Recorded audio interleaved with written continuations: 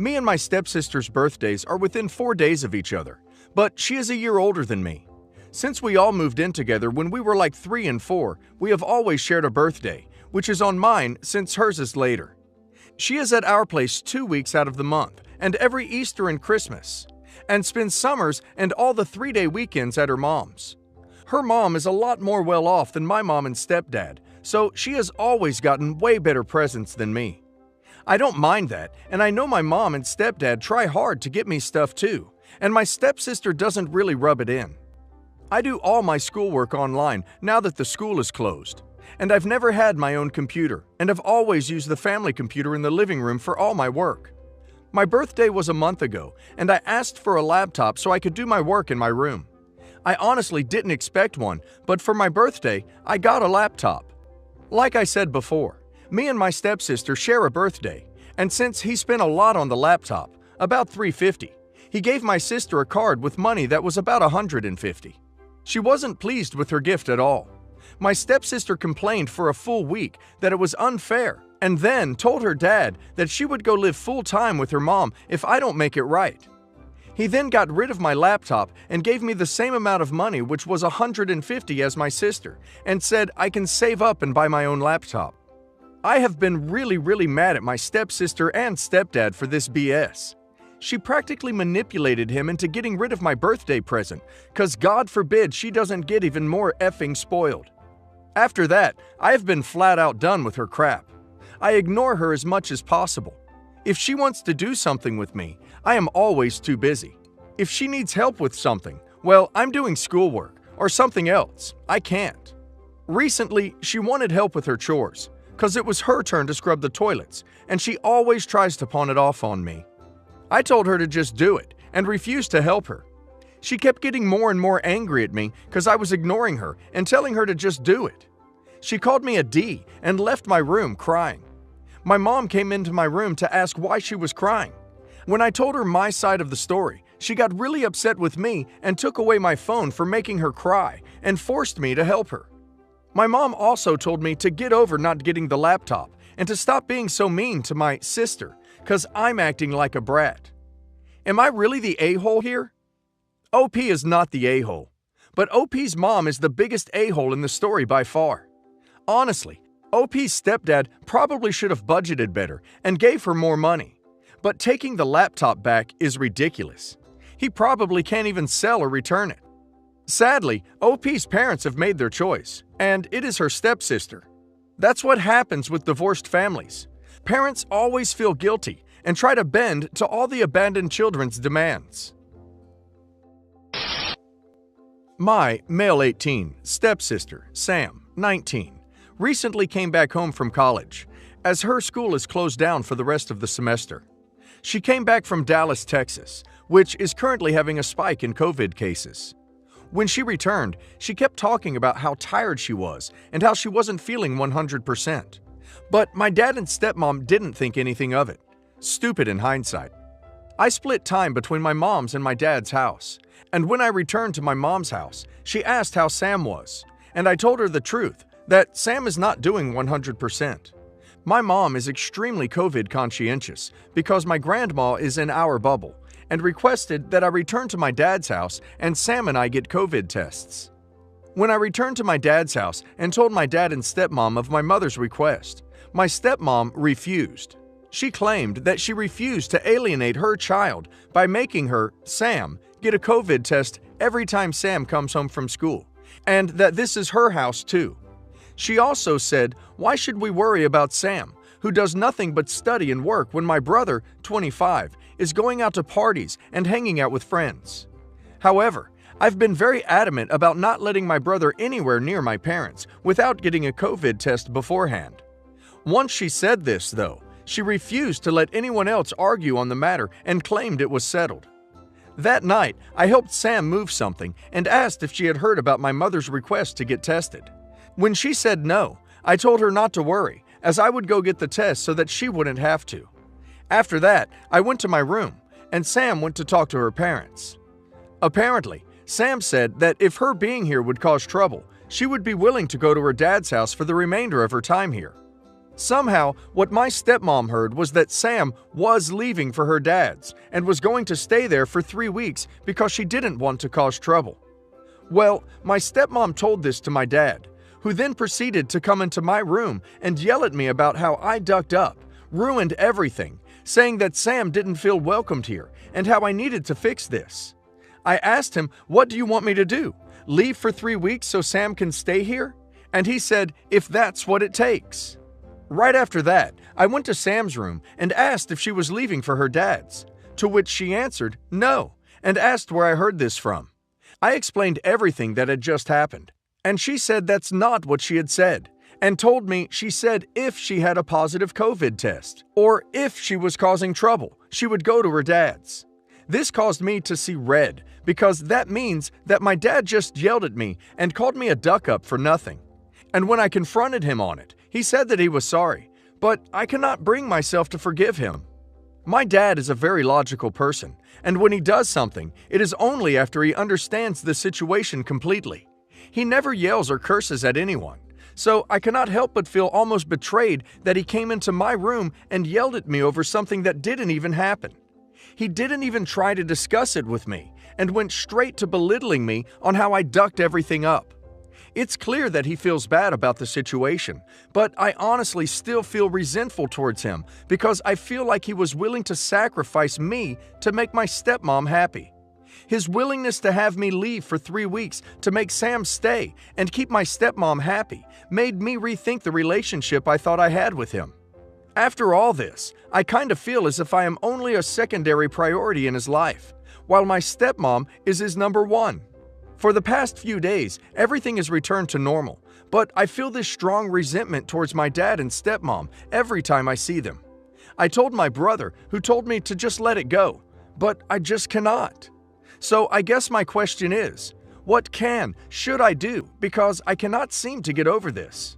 This won't be resolved until OP talks to her dad some more. OP says he's very logical and doesn't usually have highly emotional outbursts. So hopefully, OP can tell him exactly how what he did made her feel, and that she resents him for it. It's entirely legitimate for OP to feel that way, by the way. Him basically telling OP to duck off for 3 weeks so his stepdaughter could be comfortable is a really crappy thing to say. Also, I hope it was a hell of a good apology, and not just, "Oh yeah, guess I was wrong, sorry." Update. I talked to him and told him how I feel, and he apologized again. This time for what he did, and said he didn't mean for me to feel that way.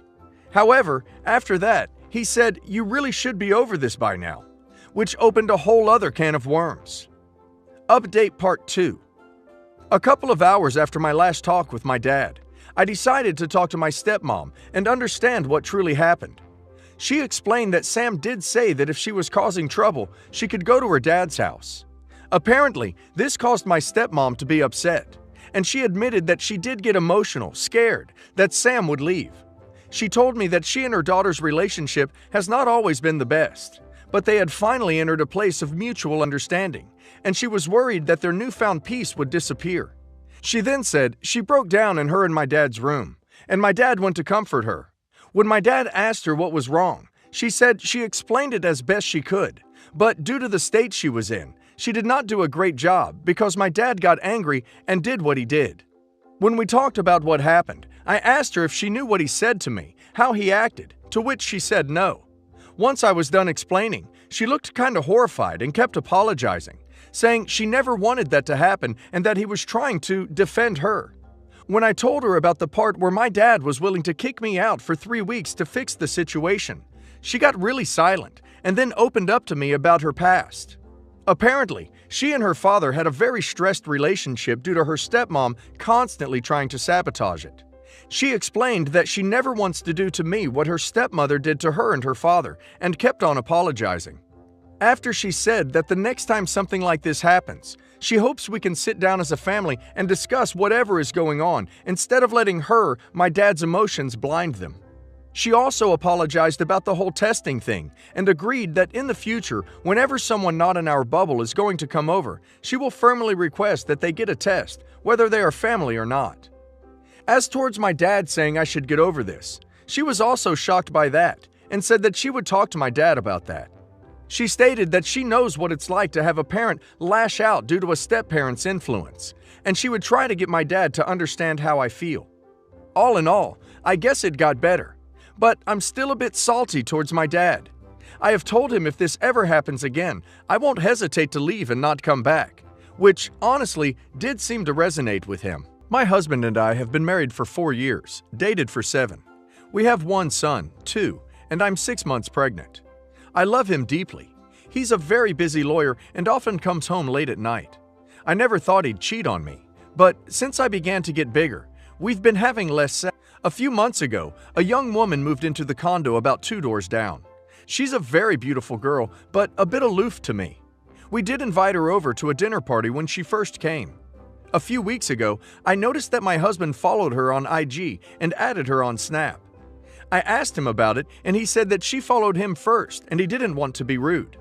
Last week, I started noticing him using his phone more and more and generally being distracted. He said it was due to work.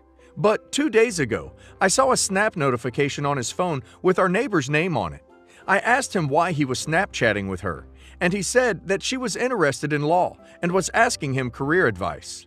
At 12 a.m., apparently, via Snapchat. Yesterday, I was taking his suits to the dry cleaners and found a receipt for a sushi restaurant from a few nights ago when he said he was working late at his office. The sushi restaurant is close to our condo complex and nowhere near his office. There were 2 meals billed on the receipt. I confronted him when he came home from work, and he said he took a client out for dinner. But there were so many nice restaurants near his office. Why the one near our house? I'm almost 90% certain he's cheating. What should I even do? I'm about to be a mother of 2. I never even prepared for the possibility of this happening in our marriage. And definitely not this soon.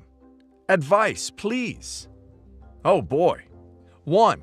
It's disrespectful to OP for her husband to be Snapchatting and following this 19-year-old on social media if it makes OP uncomfortable. So what if she follows him? It's immature and sneaky. Why is she taking an interest in law? It's just a ruse to keep OP's suspicions down. If OP's husband blows off her concerns, this is a big red flag. Update. Last Friday after work, he left for a supposed weekend golfing trip with his 2 friends to a place only an hour drive away. Before he left, I texted the wife of one of his friends if she wanted to get together for a brunch on Sunday. She said she had plans with her husband. I then texted the wife of his other friend, and surprise, she confirmed that her husband was at home and not going on any trip. I pretended like I didn't know and said goodbye to my husband as usual. However, I had asked my retired uncle, 65, to follow my husband's car. My husband does not know my uncle, so I thought it was a good plan. My uncle followed him to the airport and took a picture of him walking with the neighbor girl. He followed them and said they checked into an airline with flights going to the Caribbean. I thanked my uncle and gave him money for his gas and time, but he refused. I was obviously devastated, and my son and I stayed with him and my aunt for the night. They advised me to find a good lawyer right away. When my husband came home Sunday night, I said I was filing for divorce. He acted really shocked and hurt and asked me why.